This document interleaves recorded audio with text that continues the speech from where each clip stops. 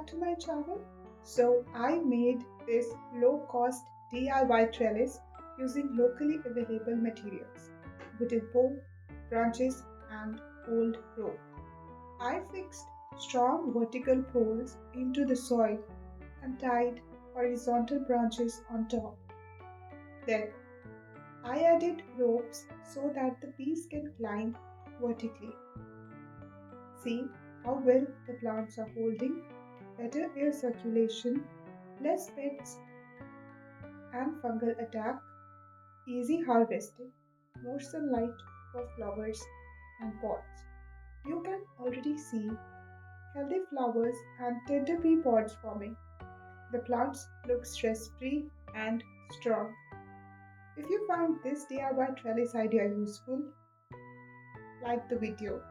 Comment please if you want a full support step-by-step video and subscribe for more garden hacks.